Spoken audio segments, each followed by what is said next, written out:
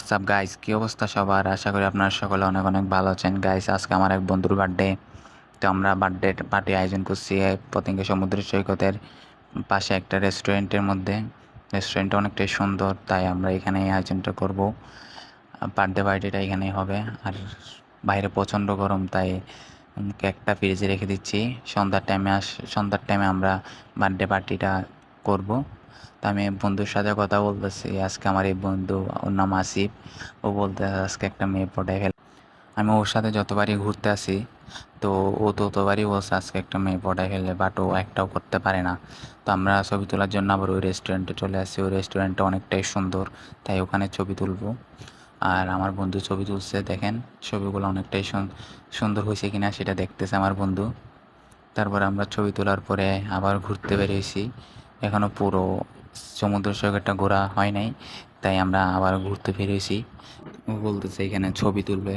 তো আমি বললাম, ভাই এখানে ছবি তুলি লাভ নাই, চল সামনে যাই। তো আমার কথা মতো আমার সব বন্ধুরাই আসলো।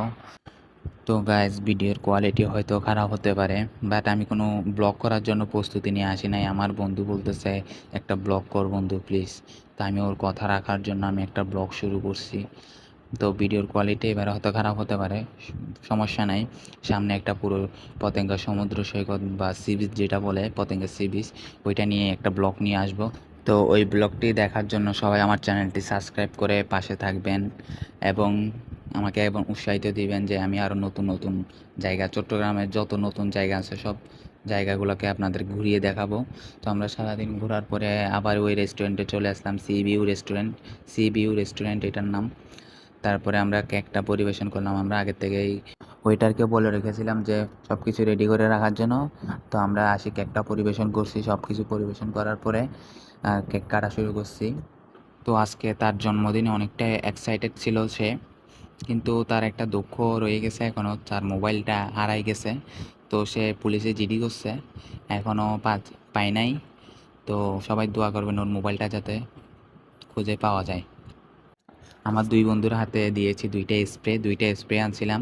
ওকে বলছি, ভাই তুই স্প্রে করিস। ও কী করছে, আমার কানে স্প্রে করছে এবং আমার বন্ধুর কানে স্প্রে করছে। ওর পিটিটা পুরো সাদা করে ফেলছে স্প্রে করে। তো কেক খাওয়া শেষে আমার বন্ধুকে আমি গিফট করলাম একটা একটা সানগ্লাস, একটা পারফিউম আর একটা চকলেট গিফট করলাম। ও অনেকটাই খুশি হয়েছে। তো আজকের মতো এখানে ব্লগ শেষ হবে। তো ভিডিওটি ভালো লাগলে ভিডিওটি লাইক করে পাশে থাকা বেল আইকনটি অন করে দেবেন। আমার বন্ধু গিফট পাওয়ার পরে আমার বন্ধু অনেকটাই খুশি হয়েছে। ওর যত মনে দুঃখ ছিল সব চলে গেছে। তো ভিডিওটি ভালো লাগলে লাইক করে পাশে থাকবেন। আবার দেখা হবে আপনাদের সাথে নতুন একটি ভিডিওতে। তো ভালো থাকবেন সবাই।